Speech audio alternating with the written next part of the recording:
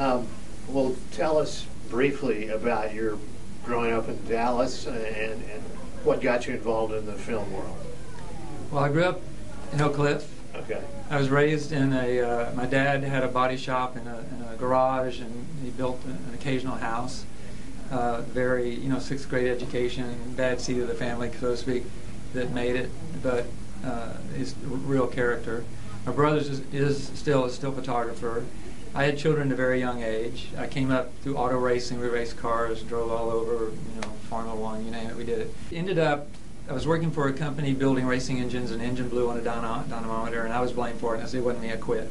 And it turned out, of course, it wasn't my fault. But by that time, I decided I was going to start my own company, which was a foreign car garage. I did that, got going. I was advertising in the underground newspapers in Dallas. The name of my shop was the Universal Joint, which is a part of a car. Sure. But at the time, during that period, it was considered, more of a drug paraphernalia, which I was an idiot, didn't understand.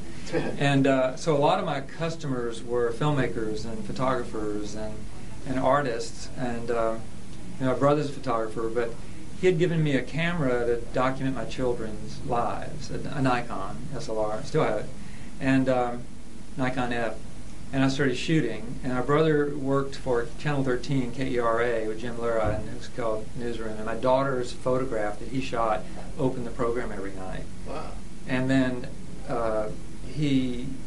for Christmas, they wanted a Christmas show, and so my brother convinced Jim Lura and the gang that they'd do one of my family. So I shot Christmas Eve, Christmas Day of my family, lived in Denton. It was my family. And that was a little 3-minute piece, and my brother put to music, Swan Lake or something, a little, thing, whatever, music box. And from that, I just was really caught up in telling stories.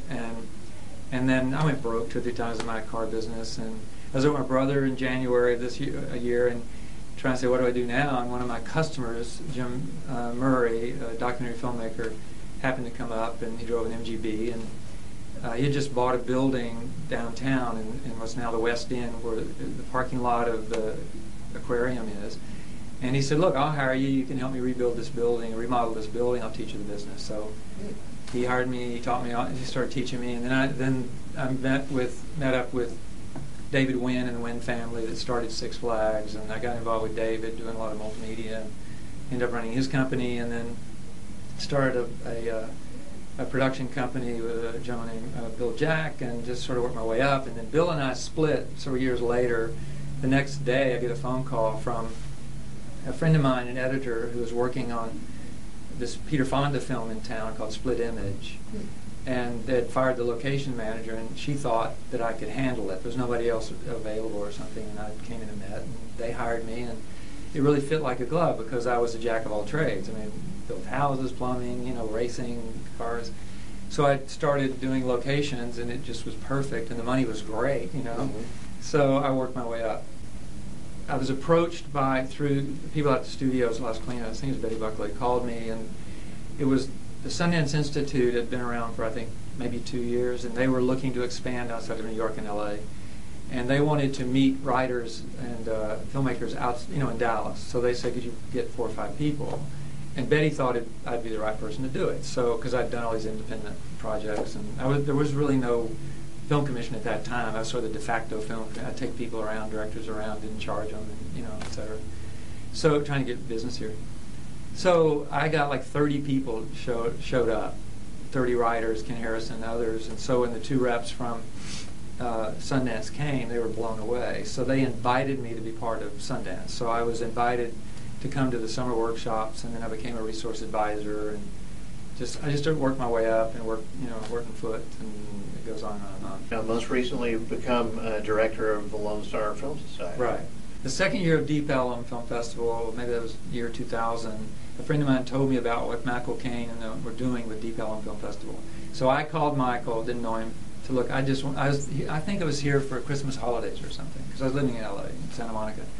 Called him and asked him if I'd like to meet you, I have some ideas. And he had heard of me and he said, fine. So I went over, it was like 5:30 on a Friday, and started telling him my philosophies about life and the way it ought to be. And we just really bonded because we had exactly the same points of view. Meanwhile, they're going, his now wife at the time, I didn't know at the time, was saying, let's go, let's go. And he had somewhere to go, and Michael's notoriously late, sorry, to places. But so we had this amazing conversation. So then I got involved, and I would come in on a number of the festivals and produce the panels. So I may come in on a Thursday or a Friday and throw these panels together for the next day. Wow. All right, so I would do that, and then during AFI, they had more money, then it was more sophisticated than that. In the first year of AFI, I was going to be involved, but then I got Dexter. I think I was doing Dexter, producing Dexter, so I had to pull out. But I did produce the panels in the next year. About October of 2007, the writers were about to go out on strike. There was rumors that the actors were going to go out on strike. There would be no work. So one of my best friends, Mitchell Johnson in Fort Worth, is on the board of the Lone Star Film Society. Tom Huckabee was the director, and I've known Tom a long time. So they called me and asked me if I'd come in and produce the panels, and then they'd pay me a little bit of money, and I thought, there's nothing else going on, and I'd come and see my daughters, and, why not? Because I knew there wouldn't be any work. And also because of I love doing panels.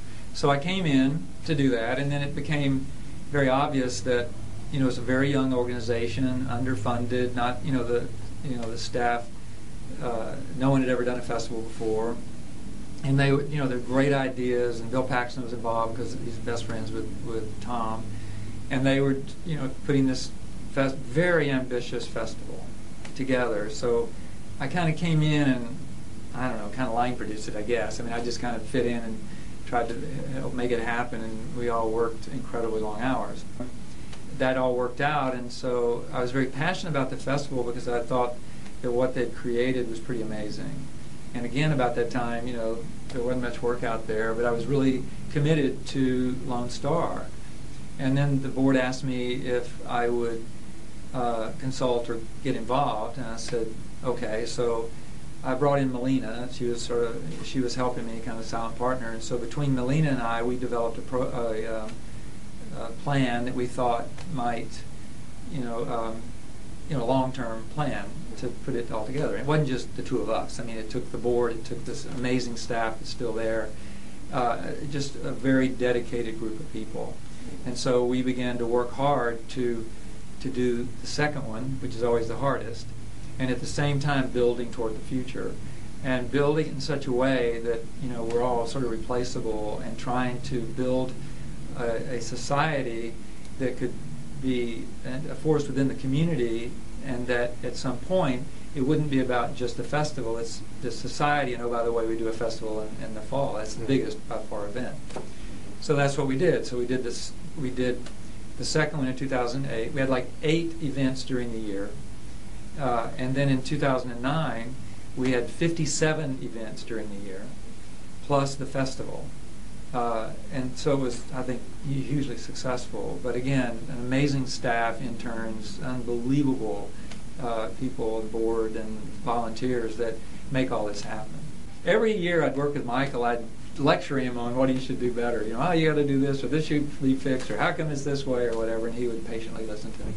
And after working on the Lone Star for a year or so, I literally went up and got on my knees and begged his forgiveness because I was clueless, as to what it takes to do a festival. I mean, it's much harder than producing movies.